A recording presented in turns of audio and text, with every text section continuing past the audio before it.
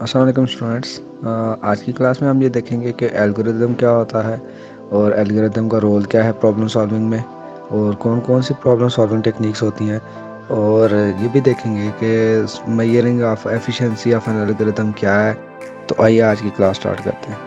तो आज की क्लास में हमने कुछ चीज़ें देखनी है। पहले थोड़ा सा पिछला रिवाइज कर लेते हैं कि पिछली क्लास में हमने क्या क्या देखा था, और फिर वहाँ से आगे मूव करेंगे इस साइड में। ठीक है, अच्छा जी, हमने ये पढ़ा था कि प्रॉब्लम क्या होती है, प्रॉब्लम कैसे क्रिएट होती है, और फिर उसके लिए सॉल्यूशंस कैसे प्लान करते हैं। ठीक है, थोड़ा सा हमने प्रॉब्लम का कॉन्सेप्ट देखा था, देन प्रॉब्लम एनालिसिस देखेगी कि हम प्रॉब्लम को एनालाइज करने के लिए सबसे पहले हम ये देखेंगे कि उसका काज क्या है। ठीक है, कि प्रॉब्लम हुई कैसे, what was the cause of the problem. फिर हमने एनालाइज करनी है कॉज को। ठीक है, we need to clear idea, you need a clear idea so that it can be analyzed. Revisit the problem description. Problem description को आपने revisit करना है और ensure करना है कि प्रॉब्लम है किस बारे में, कितनी फ्रीक्वेंटली ये अकर करती है, कब और कहाँ पे अकर करती है, और कौन कौन से लोग इससे अफेक्ट होते हैं। ये बात हमने की थी। और फिर उसके लिए हमने ये कहा था कि हमने उस प्रॉब्लम को ब्रेनस्टॉर्म करना है, अपने दिमाग में सोचना है उसके पॉसिबल कॉजेज। ठीक है, फिर उन कॉजेज को हमने ग्रुप करना है और फिर उनको रिप्रेजेंट करवा देना है। ठीक है, और फिर उनमें से हमने क्या करना है, कुछ प्रॉब्लम्स को एनालाइज करने के बाद हमने उसकी सोल्यूशन की तरफ प्लान करना है। ठीक है, जब सोल्यूशन प्लान करने की बात आई थी तो फिर हमने ये देखा था कि the solution of the problem is planned, there can be various solutions for the problem। तो एक सोल्यूशन के एक प्रॉब्लम के बहुत सारे सोल्यूशन हो सकते हैं। ठीक है, लेकिन प्रपोज सोल्यूशन वो होगा जिसके अंदर कम पैसे लगेंगे, कम टाइम लगेगा और स्पीडी और लेस कॉम्प्लेक्स होगा। ये चार चीज़ें होनी चाहिए हमारे प्रॉब्लम को प्लान करने के लिए, उसका सोल्यूशन प्लान करने के लिए। तो कुछ टेक्निक्स हमने देखी थी लास्ट क्लास में। सबसे पहली टेक्निक ये देखी थी कि हमने प्रॉब्लम को सॉल्व तब करना है, उसके लिए एक मॉडल अप्लाई कर देना है, एक मॉडल बना देना है और उसको अप्लाई कर देना है अपने रियल प्रॉब्लम। दूसरा हमने ये देखा था कि एनालॉजी ये होती है कि हमने वो सोल्यूशन को उसका सिमिलर प्रॉब्लम ढूंढना है। ठीक है, अगर एक प्रॉब्लम है तो उसका सिमिलर प्रॉब्लम ढूंढना है जिसका सोल्यूशन एग्जिस्ट करता है, तो उस सोल्यूशन को हमने अपने सिस्टम के ऊपर अप्लाई कर देना, तो ये एनालॉजी हो जाएगी। तीसरी हमने देखी थी ब्रेनस्टॉर्मिंग। ब्रेनस्टॉर्मिंग क्या होती है, suggesting a large number of solutions. एक लार्ज नंबर ऑफ सॉल्यूशंस को हमने सजेस्ट कर लेना आइडियाज़ के लिए। ठीक है, कि इसके लिए ये भी एग्जिस्ट करता है, ये सॉल्यूशन भी एग्जिस्ट करता है, ये सॉल्यूशन भी एग्जिस्ट करता है, और उसको फिर कंबाइन करेंगे और फिर हमने डेवलप कर देना है एक नया सॉल्यूशन, जब तक हमें ऑप्टिमल सॉल्यूशन नहीं मिल जाता। और एक टेक्निक हमने पढ़ी थी डिवाइड एंड कंकर की। डिवाइड एंड कंकर में क्या होता है, आपने ब्रेक डाउन कर देनी है अपनी प्रॉब्लम स्मॉलर कंपोनेंट्स में, और जब सबसे सिंपलर कंपोनेंट में एक प्रॉब्लम आ जाएगी तो उसको हमने रिजॉल्व कर देना है। ठीक है, छोटे छोटे कंपोनेंट्स को रिजॉल्व करते करते हम कंकर करते जाएंगे उन प्रॉब्लम्स को, और एट द एंड हम क्या कर लेंगे, अपनी पूरी प्रॉब्लम को सॉल्व कर लेंगे। ठीक है, देन रिडक्शन थी। रिडक्शन में ये किया था, हमने ट्रांसफॉर्म किया था अपनी प्रॉब्लम को एक और प्रॉब्लम में, सिमिलर प्रॉब्लम में जिसके लिए सॉल्यूशन एग्जिस्ट करता था। देन रिसर्च में क्या होता है कि हमने एग्जिस्टिंग आइडियाज को देख के और एक नए रिसर्च की तरफ, नए सॉल्यूशन की तरफ मूव आउट करना है, तो दिस इज रिसर्च। ठीक है, then trial and error. Trial and error में हमने ये करना था, टेस्ट करना था सॉल्यूशंस को, कि जब तक हम राइट सॉल्यूशन की तरफ नहीं चले जाते, हम हर एक पॉसिबल सॉल्यूशन को सिलेक्ट करते जाते हैं, उसको देखते जाते हैं और आखिर पे हम अपने ऑप्टिमल सॉल्यूशन की तरफ पहुंच जाते हैं। ठीक है, then what was the candidate solution of a problem. तो कैंडिडेट सॉल्यूशन में हमने ये देखा था, the act of process of solving the problem to obtain the optimal results. ठीक है, हमें वो रिजल्ट चाहिए जो सबसे बेस्ट होगा लेकिन विद मिनिमम कॉस्ट। दूसरा फैक्टर ये है, आपकी कॉस्ट कम से कम होनी चाहिए। ठीक है, अब बहुत सारे अल्टरनेटिव भी हो सकते हैं एक प्रॉब्लम को सॉल्व करने के, एक भी हो सकते हैं, 2 10 जितने भी तरीके हो सकते हैं, लेकिन आपने उसमें से वो वाला तरीका फाइंड आउट करना है जो बेस्ट होगा, जो सबसे ज़्यादा सूटेबल सॉल्यूशन होगा। तो that solution will be known as your candidate solution of a problem. ठीक है, अच्छा, then what is the selecting the best solution क्या होगा, ये फिर कुछ फैक्टर्स हैं जिनमें से आज हम देखते हैं कि कौन कौन से फैक्टर्स होंगे जो कि बेस्ट सोल्यूशन की तरफ जाएंगे। ठीक है, अच्छा, अभी सबसे पहला सोल्यूशन है आपके पास स्पीड। ठीक है, स्पीड एक पहला फैक्टर है जिसको आपने मद्देनजर रखना है, जिसको आपने अपने जहन में रखना है। To develop an efficient solution for a problem, the time it uses is the measure of the efficiency of the solution। ठीक है, तो सबसे पहला क्या है कि आपने स्पीड को देखना है, टाइम को देखना है। टाइम मेजरमेंट है आपकी एफिशिएंसी फाइंड आउट करने के लिए। जितना कम टाइम लगेगा उतना अच्छा आपका सोल्यूशन होगा, उतना एफिशिएंट आपका सोल्यूशन होगा। ठीक है,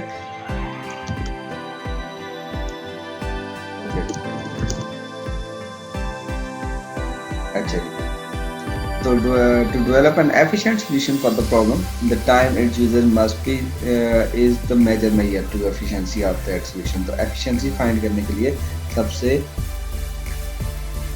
सबसे बेस्ट क्या है, आपने स्पीड को मद्देनजर रखना है। The second one is cost. The cost of the solution includes the space and other hardware and software requirements. ठीक है, आपके सिस्टम के अंदर स्पेस कितनी लेगा ये भी कॉस्ट के अंदर आता है। हार्डवेयर की रिक्वायरमेंट्स कितनी लेगा और सॉफ्टवेयर की रिक्वायरमेंट्स कितनी लेगा, ये सारे आपके कॉस्ट के अंदर इंक्लूड होता है। हमें ऐसा सॉफ्टवेयर डेवलप करना है जिसके अंदर कम स्पेस यूज करे, कम हार्डवेयर रिसोर्सेज यूज करे और कम सॉफ्टवेयर रिसोर्सेज यूज करे। तो वो वाला हमें सॉल्यूशन प्लान करना होगा। ठीक है, अच्छा जी। The cost of the solution includes the space and other hardware requirements and software requirements. The solution will be considered to be the best if it gives the optimal and desired result। तो complexity of the solution क्या होगी, इसका मतलब ये है कि resources कितने required हैं। ठीक है, तो most commonly known as time complexity, time कितना टेक करेगा आपको वो प्रॉब्लम सॉल्व करने में। ठीक है, how many steps it needed, कितने स्टेप्स उसको चाहिए होंगे ये प्रॉब्लम सॉल्व करने के लिए, कितनी स्पेस उसको चाहिए होगी, कितनी मेमोरी उसको चाहिए होगी, ये सारी बातें आपकी कॉम्प्लेक्सिटी में आती है। तो ये तीन फैक्टर हैं जी, टाइम, कॉस्ट एंड कॉम्प्लेक्सिटी। ये तीनों जब तक नहीं मीट होंगे तब तक नहीं होगा। ओके जी, अच्छा, नाउ अब हम आज के लेक्चर में ये देखते हैं, यहाँ तक तो हमारा प्रीवियस था। ठीक है, आज के लेक्चर में हम ये देखते हैं व्हाट इज एल्गोरिथम। एल्गोरिथम क्या होता है, देखें, एल्गोरिथम ये होता है कि हर एक चीज़ को बनाने के कुछ ना कुछ स्टेप्स होते हैं, एक प्रॉब्लम को सॉल्व करने के कुछ ना कुछ स्टेप्स होते हैं। अच्छा, लेट्स सपोज हम ये कहते हैं कि जी हमें चाय बनानी है, तो चाय बनाने के लिए भी हमारे पास कुछ स्टेप्स होंगे। ठीक है, तो उन स्टेप्स को हमने क्या करना है, अच्छा जी, तो उन स्टेप्स को हमने one by one carry out करना है, तो हमारे पास एक चीज़ क्रिएट होकर आ जाएगी, दैट इज नोन एज चाय।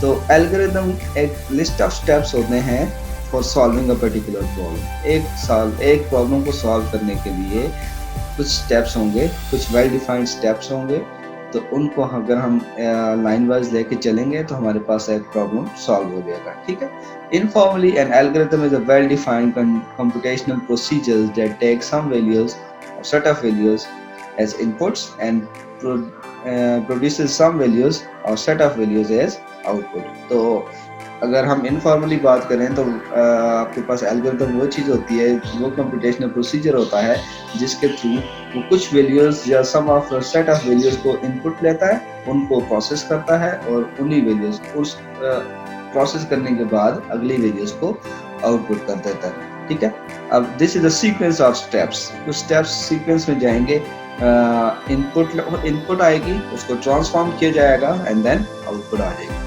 So we can also view an algorithm as a tool for solving a well-defined specific computational problems। ठीक है, तो हम algorithms को well-defined tool भी समझ सकते हैं for solving a problem। ठीक है, अच्छा जी। Now what is the role of algorithm in problem solving? Problem solving में algorithm का क्या रोल है।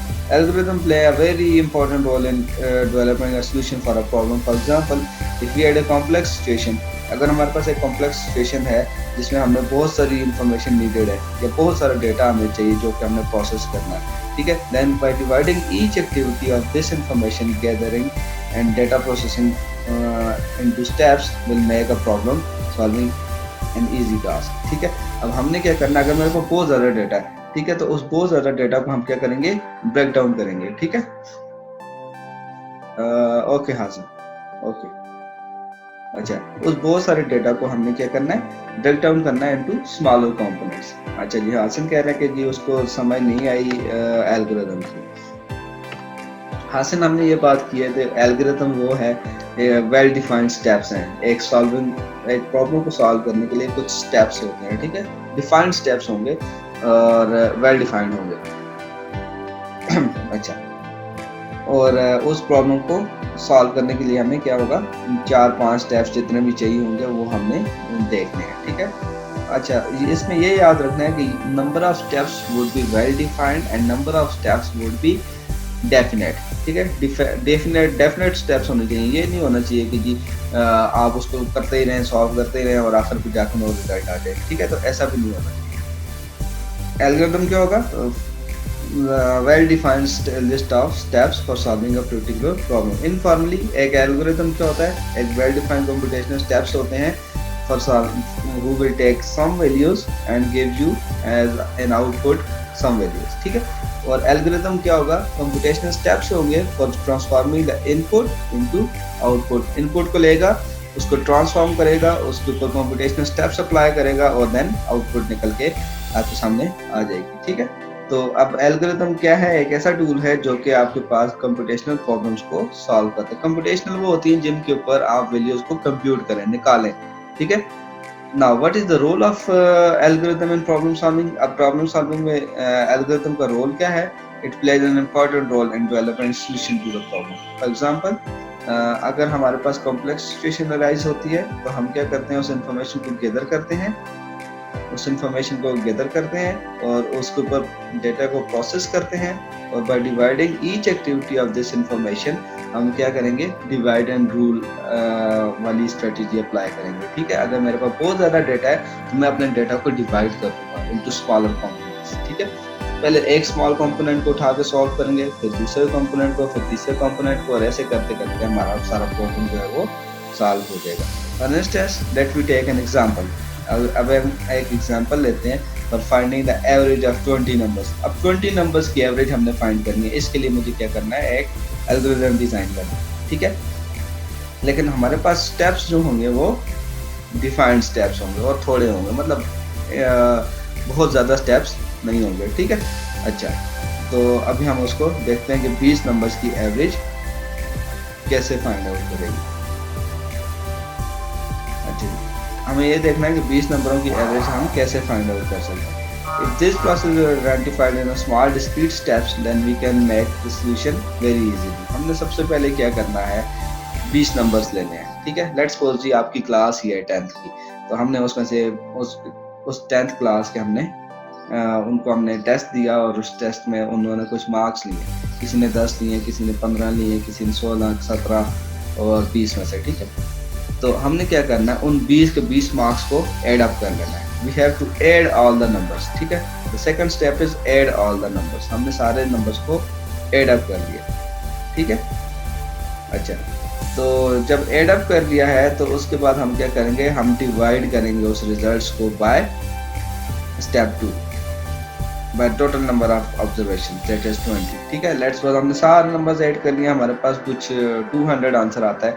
ठीक है, लेट्स सपोज, तो हमने उसको 20 पे डिवाइड कर दिया, then the average number will be calculated. तो आपके पास एवरेज नंबर जो है वो कैलकुलेट होके आ जाएगा। ठीक है, now what is the criteria for finding an efficiency of an algorithm. तो efficiency of an algorithm find out करने के लिए आपके पास क्या क्राइटेरिया, हमें कैसे पता चलेगा कि हमने ये जो एल्गोरिथम डिजाइन किया है ये एफिशिएंट भी है कि नहीं, ये हमें सही रिजल्ट्स भी देता है या नहीं देता। ठीक है, in computer science efficiency is used to describe the properties of an algorithm relating to how much of various types of resources it consumes. इसने कितने रिसोर्सेज कंज्यूम किए हैं, ये एफिशिएंसी में आता है। ठीक है, एफिशिएंसी ये क्या होगी कि आपका ये जो एल्गोरिथम है ये कितना फास्ट वर्क करता है, कितनी मेमोरी लेता है, कितना हार्डवेयर रिसोर्स ले रहा है, कितना सॉफ्टवेयर रिसोर्स ले रहा है। तो this all includes in efficiency, सारा एफिशिएंसी के अंदर इंक्लूड होता है। ठीक है, अच्छा जी, the two types of most frequently encountered and measurable matrices of an algorithm are the speed and the space। ये दो ही चीजें एफिशिएंसी को मेजर करती हैं। ठीक है, दो चीजें कौन कौन सी, the first is speed and the other one is space. ठीक है, स्पीड क्या होगी, the time it takes for an algorithm to complete, वो ये होगी स्पीड। कौन सी स्पीड होगी, जितना टाइम वो लेता है एल्गोरिथम को कंप्लीट होने में। ठीक है, and the other one is space. The efficiency is used to describe the properties of an algorithm relating to how much of various types of resources it consumes. हमें ये देखना है कि इसने कितने रिसोर्सेज कंज्यूम किए। स्पेस से ये मुराद है कि वो कितना हार्ड डिस्क यूज करेगा। The two most frequently you encounter measures are the speed and space। दो measures हमारे पास कौन कौन से हैं, एक है speed और दूसरी है space। अच्छा, the time it takes for an algorithm to complete, ये speed होगी कि कितनी देर में आपका एल्गोरिथम जो है वो कंप्लीट हो जाता है। ठीक है, this is your speed and the space is the memory used by the algorithm during its operation। space क्या होगी, memory होगी। कौन सी मेमोरी, जो कि एल्गोरिथम लेनी है for its operation. Furthermore its efficiency can be measured on the basis of these factors. अब कुछ फैक्टर्स हैं जिसके ऊपर हम अपने एल्गोरिथम की एफिशिएंसी को मेजर कर सकते हैं। ठीक है, the first is inputs needed, then processing कौन सी कंप्लीट करेगा, देन कौन से डिसीजंस लेगा, और देन आउटपुट कैसे प्रोवाइड करेगा। First one is criteria for finding the efficiency of algorithm is your inputs needed. The amount of time it takes an algorithm depends on how large the input is, input कितनी है, and on which algorithm must operate। और हमें ये भी पता होना चाहिए कि इसके ऊपर कौन सा एल्गोरिथम ऑपरेट होगा, इनपुट कौन कौन सी है और इसके ऊपर कौन कौन सा एल्गोरिथम ऑपरेट होगा। For example, multiplying huge matrices. अगर हमारे पास 5x5 का मैट्रिक्स हो, ठीक है, तो उसको सॉल्व करने के लिए इसको बहुत ज़्यादा टाइम लगेगा। ठीक है, तो हम ये बात करते हैं जब हमारे पास लार्ज इनपुट आ जाती है। लार्ज इनपुट से मुराद है अगर हमें मल्टीप्लाई करना है लार्ज नंबर ऑफ मैट्रिसेस को। ठीक है, तो an algorithm might take different amount of times depending upon the input of the size. तो अब इस केस में एल्गोरिथम क्या करेगा, मुख्तलिफ टाइम लेगा इनपुट के ऊपर। ठीक है, अच्छा, तो this is the one how much input it needed। The second one is processing to be complete। कौन सी प्रोसेसिंग उसने कंप्लीट करनी है। ठीक है, the time required to complete the operation is a measure of the efficiency of an algorithm। The process of completion time is composed of cycle time, wait time and processing time। तीन तरह के time होंगे बच्चे आपके पास। पहला होगा cycle time, the second one is processing time and the third one is your waiting time. जब एक प्रोसेस आता है तो सबसे पहले वो आएगा, अगर प्रोसेसर के पास सारा प्रोसेसर अगर बिजी है तो वो सबसे पहले वेटिंग स्टेट में है। ठीक है, वहाँ पे एक वेटिंग वाला, जैसे वेटिंग रूम होता है तो वेटिंग रूम में आकर वो प्रोसेस वेट करेगा। ठीक है, then the first time when processor give it a space, जब प्रोसेसर पहली दफ़ा उसको अलाउ करता है, पहली दफ़ा उसको टाइम देता है, तो this is your cycle time. ठीक है, ये पहला साइकिल उसने उसको दिया, तो दिस इज साइकिल टाइम के प्रोसेसर ने उसको अपना काम करने दिया, प्रोसेसर ने उसको टाइम दिया, प्रोसेसर ने उसको प्रोसेस किया, तो this is the cycle time. And और साइकिल टाइम कंप्लीट करने के बाद वो प्रोसेस दोबारा से अगर कंप्लीट नहीं हुआ तो वो वेटिंग स्टेट में चला जाएगा और प्रोसेसर नेक्स्ट प्रोसेस को प्रोसेस करने शुरू हो जाएगा। ठीक है, and the whole time it takes to complete an process, तो this is known as processing time। जब वो सिस्टम के अंदर आया था, वेट स्टेट में आ गया, फिर उसके बाद प्रोसेसिंग स्टेट में आ गया, फिर उसके बाद दोबारा वेट स्टेट में चला गया, तो ये सारा टाइम जब वो प्रोसेस आया और जब तक कंप्लीट नहीं हुआ, this time is known as your processing time. इसको हम कह रहे हैं प्रोसेसिंग टाइम। ठीक है,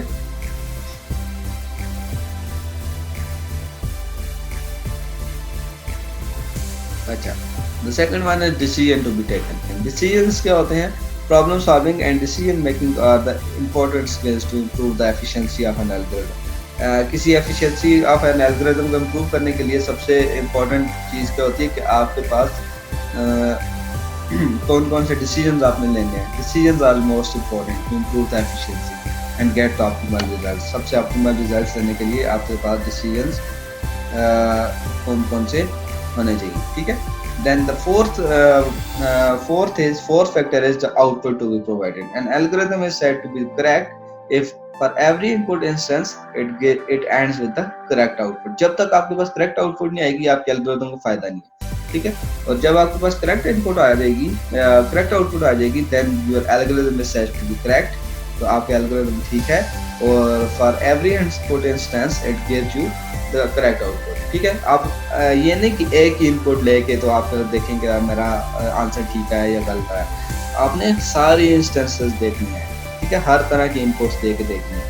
अच्छा, it ends with the correct output. An incorrect input will not be might not end up with the same input instance or might end with an output that is not the desired one. ठीक है. अगर आपकी input आपने एक input किया algorithm को और वो इनपुट सही नहीं गई तो आपके आउटपुट भी डिजायर्ड सही नहीं आएगा, ठीक है.